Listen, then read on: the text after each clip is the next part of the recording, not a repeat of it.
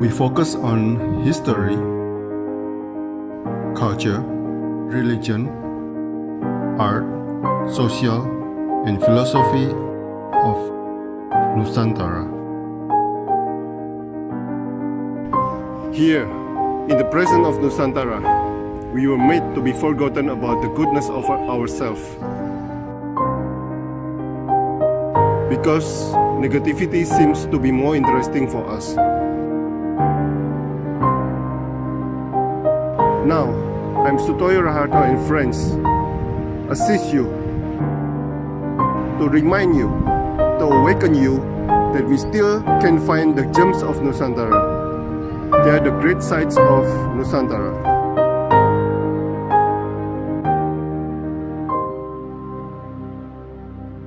Selamat siang Mas Ocing J. Raharjo, seorang seniman,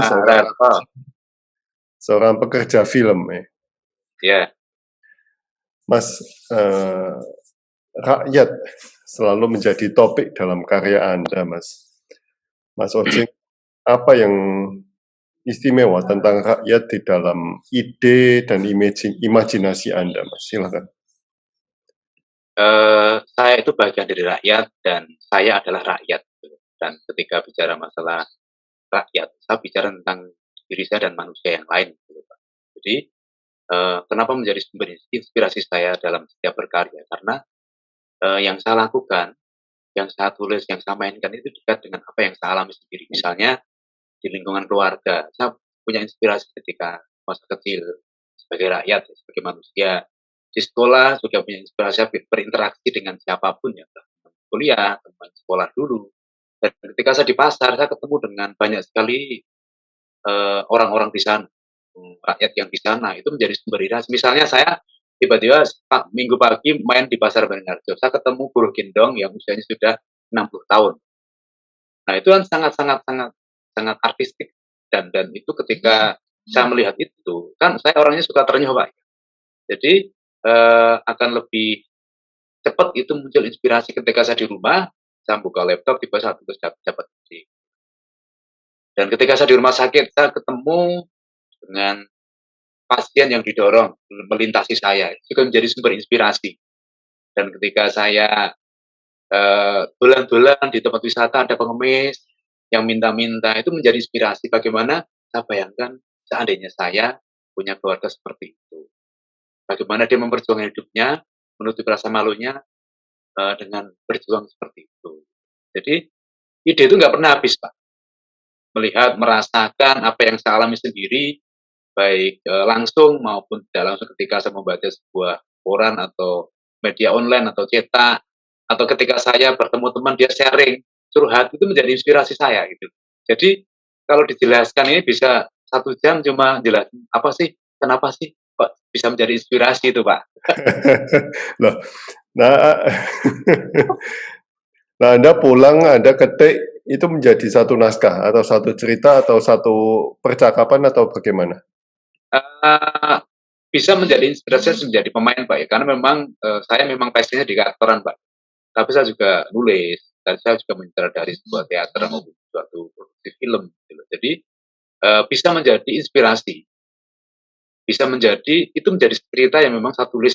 Misalnya kalau saya di teater rakyat, jadi ketika saya bertemu buruh gendong, mungkin sosok buruh gendong tak masukkan dalam cerita itu sendiri. Atau mungkin ketika saya melihat buruh gendong yang usianya 60 tahun, tiba-tiba saya kok pas di film, itu berperan seperti itu. Oh, saya amati bagaimana cara menggendong, bagaimana saya berbicara dengan buruh gendong lainnya, bagaimana dia menggendong barang dagangannya ketika di pasar, bagaimana ketika di hadapan bosnya, bagaimana ketika dia tidak adil dikasih upah, itu kan menjadi inspirasi Pak. Hanya sekitar 15-30 menit menunggu ataupun melihat situasi itu, pikiran saya, diri saya seolah sudah menjadi dia itu. Ngerasake, ngrantes, mesake, pian awakku seperti itu, bagaimana itu seandainya saudaraku, bapakku yang jadi buruh gendong. Itu tiba-tiba tanpa saya sadari, itu kadang renyuhnya sampai nangis Pak. Pak Isah ya gitu. Makanya kan kalau bicara masalah itu ya, inspirasi itu nggak usah banyak-banyak gitu loh. Jadi nggak usah jauh-jauh. Di sekitar saya pun karena saya rakyat, saya bagian dari rakyat, dan saya berinteraksi dengan rakyat, itu sumber inspirasi dan ide nggak pernah akan habis. Misalnya nih, saya Sumber dan mengamati ide.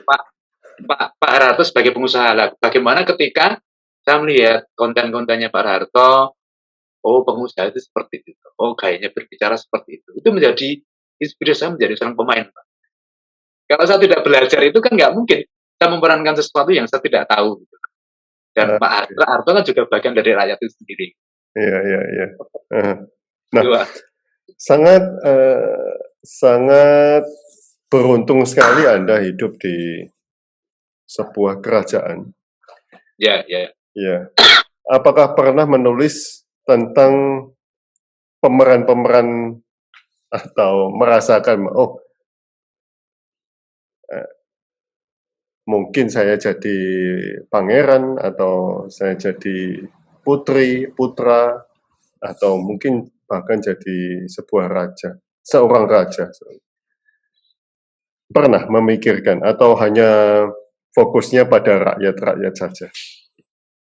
Karena mungkin gini Pak ya, saya akan menulis dan memerankan. Kalau memerankan sih mungkin apapun bisa, tapi bagaimana kalau saya kan katakanlah berangkat dari rakyat yang bawah, saya berinteraksi dengan siapapun. Tapi ketika saya lebih sering berinteraksi dengan masyarakat bawah, saya akan rasa bagian dari itu. Bagaimana tulisan itu punya kekuatan, peran yang saya mainkan punya kekuatan. Itu lebih hidup itu ketika saya memerankan atau menulis sesuatu yang dekat dengan saya. Misalnya, saya belum pernah jadi pengusaha, tiba-tiba saya jadi bos. Itu akan orang Jawa bilang wagu, Pak. Nah, untuk tidak wagu itu kan saya harus riset dulu, Pak. Nah, tapi kalau misalnya saya bagian dari teman-teman, saya bagian dari masyarakat, saya bagian dari rakyat, ketika saya dulu kecil hidup dengan pemulung. Nah, ketika saya itu memerankan sosok pemulung, itu kan tidak harus belajar. Kita benar-benar ngerasake bagaimana mereka itu dari pemulung, bagaimana mereka itu jadi pemulung yang dikira maling. Dia cerita dengan berapi-api. Lah, pengalaman itu kan dekat dengan saya. Gitu. Lah, kalau saya jadi pengusaha kan, atau jadi raja itu kan belum pernah, Pak. Jadi bisa memerankan itu, tapi tetap harus ada riset sendiri.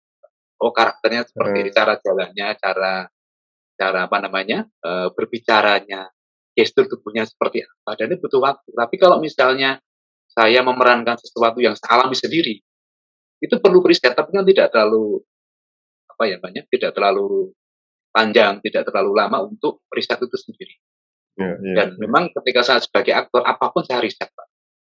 Minimal melihat YouTube, melihat situasi sekitar, terus melihat apa yang memang penting dari peran yang akan saya mainkan itu sebagai aktor. Nah, Mas, sejak awal mula Anda berkarir hingga sekarang ini, perubahan apa Ya. yang Anda lihat di dalam rakyat itu sendiri, Mas? Secara makro, secara makro Anda melihat ini. Khususnya di rakyat Jogja kan? Oh iya, iya. Ya. Jadi saya melihat itu ya rakyat itu pengennya bebas, ini karena bebas banget.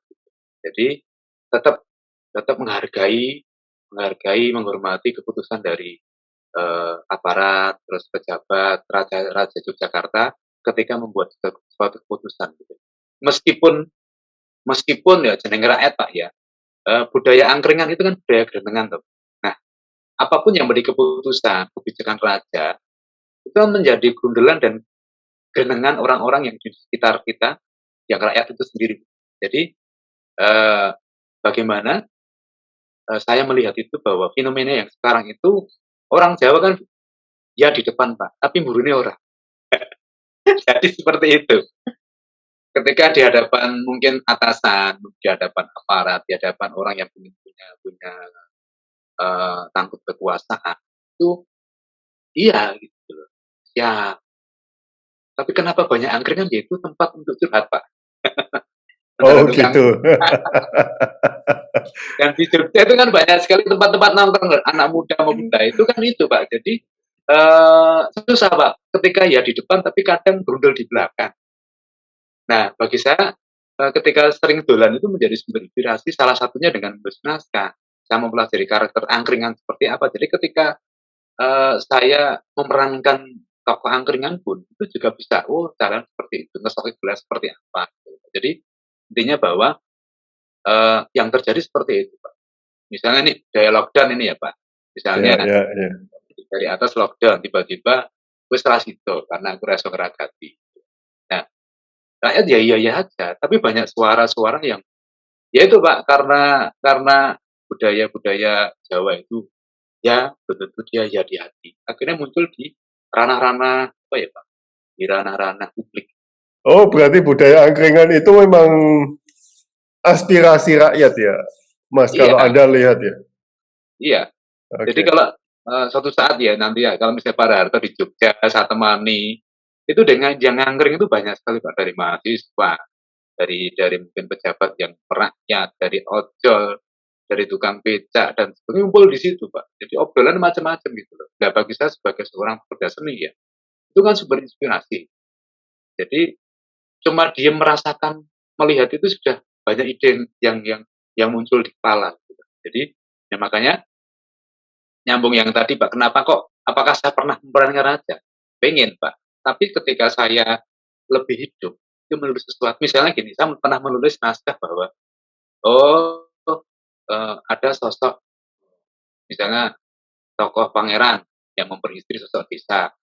Terus dia eh, membuat suatu apa namanya, suatu aturan di situ dan sebagainya. Gitu loh. Jadi tetap untuk melukiskan itu kan ketika punya ide nulis kan nggak bisa tuntas gitu loh Pak. Tapi ya itu aja Pak, ketika saya menuliskan sesuatu karena saya rakyat, bagian dari rakyat, mengalami sendiri, nah itu ide itu terus mengalir dan itu akan hidup. Ketika dipentaskan pun, ya ide-ide saya, peran-perannya tetap rakyat. Ya ada pejabat, Pak, tapi hanya selintas. Tetap kan, kalau cerita itu kan mesti ada yang di atas, tengah, dan bawah. Ini ada protagonis dan antagonis. Akhirnya dibenturkan jadi cerita yang menarik. Ada solusinya nggak ada itu. Mas, angkringan sebagai aspirasi rakyat, tapi saya pernah dengar dari teman-teman yang dari luar negeri melihat orang Indonesia itu heran, kok bisa ya duduk, ngopi, ngobrol ya, dari pagi sampai sore, dari pagi sampai malam, itu kerjanya apa mereka? itu itu pernah menjadi satu pertanyaan. Apa khususnya dari mahasiswa-mahasiswa yang dari luar negeri, mereka heran. Nah, apa jawaban Anda, Mas, kalau ada pertanyaan seperti itu? Karena sampai sekarang saya belum bisa menjawab. Kalau saya ngalami gini Mbak, gini ya Pak Harto bahwa sebenarnya manusia itu kan rindu untuk bertemu secara manusia. Gitu. Bahwa karena kan selama ini kan orang bertemu karena kepentingan. Nah, ya semua kan yang di angkringan itu kan banyak sekali yang profesi apapun ya, dari mahasiswa, dari dosen, dari tukang becak, dari pemulung, dari manapun. Dia kan punya beban ya, ketika bertemu di angkringan dalam satu frekuensi yang sama, tanpa melihat status apapun, akhirnya timbul keberanian Pak. Mungkin hanya menyimak, mendengar, dan ketika ada kenyamanan itu kan sesuatu yang ia simpan, itu kan butuh katarsis toh Pak. Nek tak simpen dewi, goyo, iya, nek rata atau akhirnya ketika ada suasana nyaman, ada suasana ngangkring, itu membuat mereka tuh pengen katarsis. Apa sih tak pikirin ngerasa sudah mau enggak yang orang hukumin. Kan nggak mungkin Pak ngerasani penguasa di angkringan atau ditangkap gitu Pak. Kecuali di sosial media ya. Ya, makanya itu Pak, kecuali kalau di sosial media itu bisa ditangkap itu Pak. Nah itu Pak, jadi mungkin ya zaman dulu Pak, mungkin zaman dulu di Jogja Solo itu kan wong ini seneng, kalau orang Jawa bilang suka gelenian dulu Pak. Suka gelenian budaya itu sudah menjadi budaya gitu. Dan saya melihat itu antara suasana Jogja dan Solo berbeda, lebih lebih lebih nyaman di Jogja kalau ngangkring saya. Saya pernah ke Oke. Solo juga. Di Jogja itu hampir setiap tempat ada angkringan. Ya. Nah, saya pernah ke Jogja, saya pernah ke angkringan, tapi saya belum pernah merasakan obrolannya nyambung dengan yang lain? Apa karena mungkin salah tempat atau bagaimana? Atau mungkin belum tahu ya, angkringan mana yang bisa obrolannya nyambung dengan yang tidak dikenal begitu? Anu Pak, jadi kan biasanya kan misalkan di alun-alun utara ada angkringan apa ya. Nah, itu kan yang ngumpul kan orang-orang yang seperti biasa ngumpul di situ lah. Kemungkinan Pak Raharto dulu kan ngumpul ya pas tidak suasananya mereka pada kumpul Pak. Nah, kalau pada kumpul itu nggak mikir siapa di situ Pak. Hajar aja ngomong apa bebas. Nah mungkin Pak Raharto di situ kan nggak ngalami situasi yang pas dengan harapkan gitu loh Pak. Iya. Lain kali Nah, harus biasanya mereka yang ngumpul itu ya Pak ya, yang ngumpul itu rata-rata sebagai ngomong, itu mereka sudah pernah ke situ Pak. Nah, oh, oke, oke. nah jadi mereka sudah menjadi, oh angkringan sana ngumpul ngojol, tukang becak, pemulung. Itu jadi mereka sudah merasa nyaman dulu, merasa diterima, akhirnya ngobrol kenanya. Jadi tiba-tiba pas jenengan datang, oh ini gitu. Nah itu, nah, kebetulan mungkin pas saat jenengan dijaga dulu itu tidak menemukan suasana seperti itu. Atau mungkin saya di itu yang dekat apa mahasiswa-mahasiswa jadi Iya, iya, iya. Lain kali harus ngajak Mas Ojing ini. oh siap Pak Rarto, siap. Nah, selama bertahun-tahun Anda berkarya dalam topik rakyat, apakah ada karya yang membawa perubahan pikiran atau perilaku dalam rakyat sendiri, Mas? Mungkin Romo Mangun ya, Mhm. atau karya lain? Jadi bahwa kalau saya berkarya itu kan bagaimana saya pengen mengambil marwah manusia, bahwa manusia itu harus dikembalikan pada manusia. Dia punya sisi kemanusiaan untuk memanusiakan yang lainnya gitu loh. Jadi Pak, saya tidak pernah berpikir, harapan saya kan dengan karya saya, baik film maupun teater kan bisa mengubah perilaku, mindset, terus akhirnya mengubah karakter orang itu lebih ngewongke, lebih memanusiakan gitu. Jadi setiap karya saya yang saya tulis itu selalu bagaimana orang kembali pada manusia yang sesungguhnya. Dia bisa terposiro, bisa mengasihi, bisa ngwongke, bisa solider gitu loh. Nah, hampir semua karya yang saya tulis itu lebih mengarah pada kalau dibahasakan pesannya adalah kamu itu menungso, kamu itu manusia, sadar bahwa kamu tidak bisa hidup sendiri.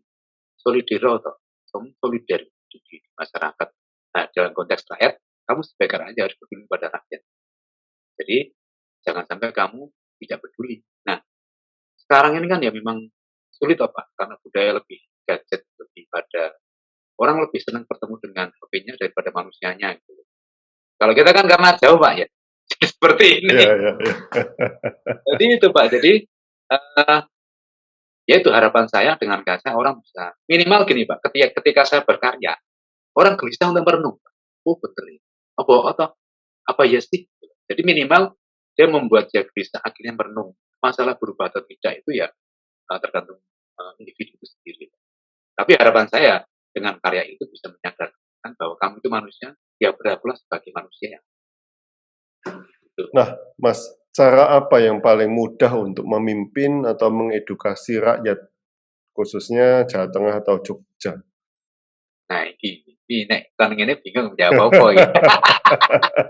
Karena saya belum pernah memimpin Jawa Tengah dan Jogja. Gitu. Tapi gini Pak, mungkin hanya sebatas usulan ya, suatu ide bahwa kenapa sih zaman dulu kok jarang konflik? Maksudnya konflik horizontal antara rakyat dan rakyat. Kan lebih konflik itu kan zaman dulu lebih pada tingkat penguasa antara keluarga ini dengan keluarga ini akan jadi chaos dan akhirnya rakyat terimbas bahwa banyak sekali nilai-nilai luhur zaman itu yang sudah diwariskan oleh kita, misalnya bagaimana kita menghargai yang lain, kita merawat alam, terus kita jadi wong jangan terlalu serakah. Nek jasamu itu sudah sak petak yo aja njaluk long petak. Terus ketika ono sedulurmu itu kelaparan ya kamu nek sugih atau kamu punya sesuatu ya berbagi.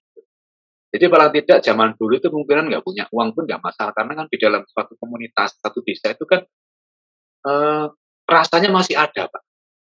Jadi mungkin zaman Pak Harto ya, kalau hidup di kampung itu kan, kampung yang jarak 1 kilo pun masih kenal, waktu masih kecil. Iya, Nah, iya, sekarang iya.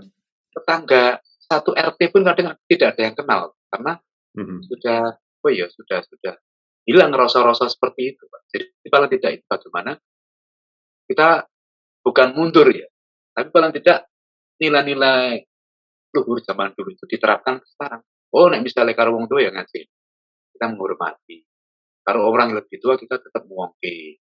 Terus kalau misalnya kalau di Jogja ini kan kalau ada orang di rumah, depan rumah terus kita lewat kulon nuwun. Itu kan jarang sekarang. Kalau bisa lewat lewat aja. Nggak ada istilahnya suasana yang sudah dibangun itu menjadi sesuatu, menjadi karakter dan kebiasaan dalam sehari-hari. Dan memang Jogja memang sekarang masih, tapi tidak zaman saat saya kecil dulu, Pak. Sekarang nggak ada, Pak, soalnya alun-alun udah tutup, Pak.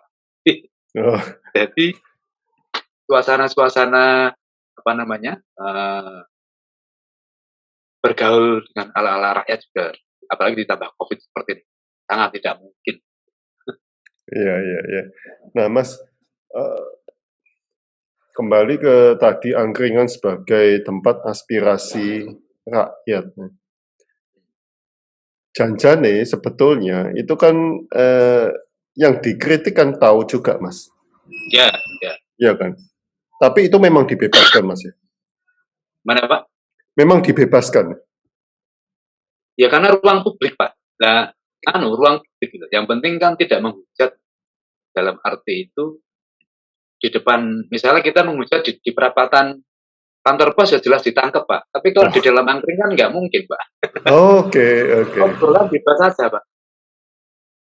Oh ya tidak mungkin dari aparat arep nangkep wong ngrasani raja, ngrasani penguasa. Kan suatu obrolan yang lumrah ketika rakyat itu ngerasani yang mimpin itu kan saya rasa wajar. Dan angkringan itu banyak sekali yang diobrolkan tentang kerakyatan, tentang kekuasaan, tentang susah yang boleh di zaman COVID, bagaimana susahnya untuk membuat link untuk bagaimana kita bisa bertahan untuk survive dalam hidup ini. Gitu. Jadi banyak sekali, itu kan sebenarnya muntahan-muntahan kegelisahan yang ia simpan.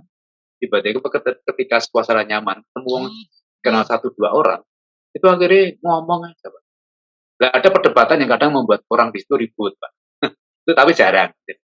Ini ayel-ayelan, misalnya, aku seneng iki. Nah, ketika digandung kan nggak bisa, Pak, dari sudut pandang yang berbeda, dari latar belakang yang berbeda, dari pola pikir yang berbeda.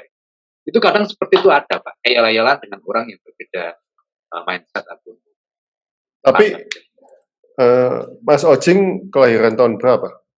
174, Pak. Wah, 74. Berarti, HB ke-9 pun membebaskan aspirasi itu Ya, secara bebas, secara terbuka ya? ya. Dan mungkin menyambung dari tadi, Pak, ya. Jadi bagaimana yang diharapkan oleh raja lah.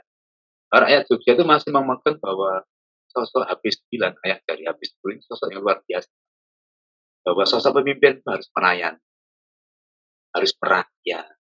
Bagaimana ketika ini cerita bahwa bagaimana dia itu kadang menjadi tukang beca, bagaimana kadang dia jalan-jalan di pasar, bagaimana dia itu subuh-subuh itu naik mobilnya, tiba-tiba ditumpangi salah satu warga yang nunut, terus di dalam naunnya ternyata ketika diceritakan bahwa dia itu raja Jogja, dia akhirnya pingsan. Jadi dia bukan tidak percaya untuk aspirasi dari bawah, tapi ketika mengalami tinggal di dalamnya hanya sebatas melihat itu kan bisa memberikan keputusan yang terbaik. Kalau zaman sekarang kan kerusuhan. Nah, kerusuhan itu sudah dilakukan Sultan ketika memimpin Jogja. Dan intinya Sultan itu senang jalan-jalan. Oh, jadi tiba-tiba ketemu rakyat, apa tau gitu loh. Akhirnya dari aspirasi yang akhirnya nyambung gitu loh. Nah, itu mungkin itu Pak, bahwa kalau saya memang jadi pemimpin itu yang melayani, yang ngerti keinginan warga. Bagaimana bisa ngerti? Dia turun ke bawah dengan menerapkan ajaran-ajaran dulu, warisan yang sudah diberikan pada zaman-zaman kayak kalau zaman dulu ada Rogo Warsito, ada Empu ini, ada tokoh ini yang memang bagaimana manusia itu berbudaya, manusia itu bisa memanusiakan manusia yang lain. Itu kalau saya seperti itu. Oke. Mas, peran apa yang paling berkesan atau masterpiece untuk Anda selama ini, Mas? Kalau masterpiece itu sampai sekarang ya Romo Mangun. Romo Jadi Romo saya Mangun. memerankan sosok Romo, seorang pastor ya, Romo I.P. Mangunwijaya Projo dari Ordo Projo itu, bahwa saya memerankan tokoh yang fenomenal, Pak. Seorang pastor, seorang budayawan, seorang arsitek, seorang pemikir, seorang yang memanusiakan manusia, dan tokoh besar, dan itu tidak hanya milik gereja, tapi yang menjadi milik milik orang Indonesia, karena beliau benar-benar memperjuangkan eh, rakyat kecil ya menjadi niat dia. Dan itu lucu Pak, bahwa untuk mendapatkan peran itu juga tidak sengaja sebenarnya. Bahwa saya tidak pernah berpikir mendapatkan peran itu. Jadi saya lolos casting itu 1 hari menjelang syuting. Jadi sampai 9 hari itu, sampai hari ke-10 itu, sampai hari ke-9, teman tim Jakarta itu belum menemukan sosok yang pas di Roma. Oh. Tiba-tiba, ya, misalnya syutingnya itu Kamis Pak ya. Selasa malam itu belum menemukan. Nah, Selasa malam itu saya dihubungi oleh teman, Mas, ini ada casting film ini tentang biopik sosok pastor gitu. Namanya Remo Mangun. Besok jenengan casting ya jam 12 di tempatnya ini. Saya tidak punya pikiran Pak untuk untuk casting, untuk mikir enggak. Karena saat itu saya juga baru produksi yang mungkin Pak Rato lihat yang reading link itu loh Pak. Nah, saya baru proses itu Pak, baru proses reading di Asdrafi, terus Selasa malam setengah 11 saya dikontak, besok casting. Saya tidak pernah membayangkan akan lolos. Pokoknya fokus saya adalah bagaimana persiapan syuting. Nah, ketika Rabu casting malah lolos. Nah, malah bingung lah, Pak.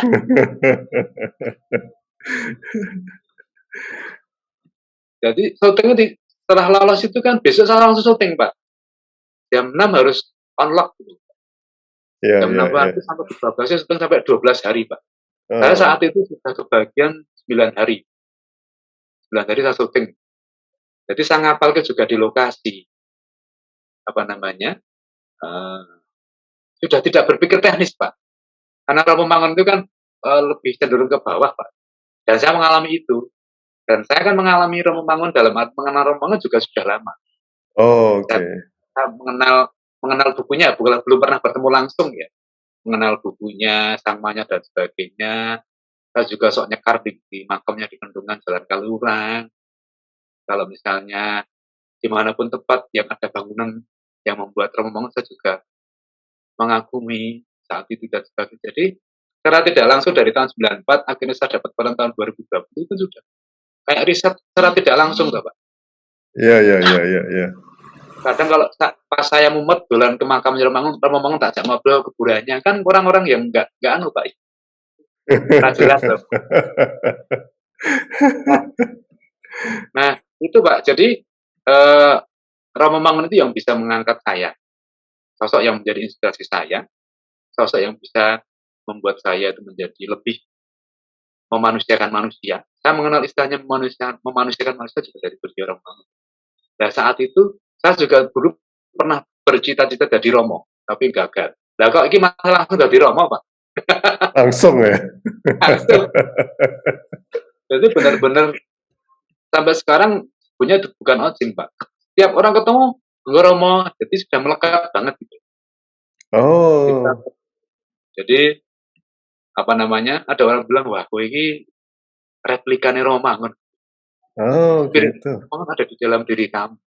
Jadi ketika orang melihat kamu, apalagi mata dengan rambut putih, kacamata, itu sudah Romo Mangun.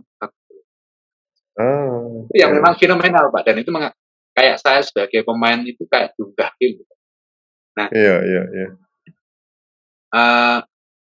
Saya tidak hanya memerankan, jadi banyak sekali inspirasi yang saya dapat dari beliau, bahwa beliau adalah orang yang memanusiakan manusia, itu satu. Yang kedua adalah beliau tidak pernah memilih teman. Bayangkan sosok pastor yang dihormati, dia menolak tinggal di gereja yang sudah disediakan dengan kenyamanannya, tetapi beliau malah tinggal di Kalijodo dengan preman, dengan PSK, dengan pemulung, dengan orang-orang yang tidak enak, yang tidak karuan gitu loh Pak. Itu luar biasa sekali. bagaimana Romo Mangun mengajarkan pada saya untuk menjadi manusia rendah hati, tidak memikirkan apa statusmu, apa posisimu, tapi bagaimana kita bergaul manusia dengan manusia. Dan itu kan indah loh, Pak. Sosok pastor yang pernah kuliah di Jerman, arsitek luar biasa di Indonesia, budayawan, sastrawan, tokoh nasional, kok mau bergaul dengan orang-orang kiri di Sudin, bahkan memperjuangkan. Itu kan luar biasa, Pak. Iya. Itu, Pak. Itu yang menjadi masterpiece sampai saat ini adalah peran Romo Mangun yang saya perankan di film Sang Manyar. Mungkin jenengan sudah lihat trailernya ya. Iya. Masterpiece saya, proses dari saya mengenal teater atau seni peran 93 sampai sekarang ya Romo Mangun menjadi peran masterpiece saya dalam film buku drama. Wow. Nah, Romo Mangun kan juga topiknya rakyat, Mas. Ya. Ya. Makanya lebih cepat, Pak, untuk menjiwai peran.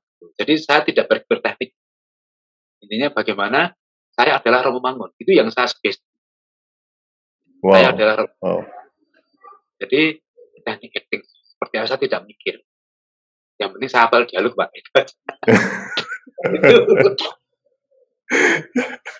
Oke, terima kasih Mas Ojing atas waktunya, atas sharing pengalamannya. Ya, kita harus duduk di angkringan ini bersama-sama di Jogja. Monggo siap Pak Harto, Jogja kabari saya kalau selo pasti akan saya temani sampai betah di. Matur nuwun sangat Mas Ojing. Sami-sami Pak Harto. Matur nuwun. Kayu.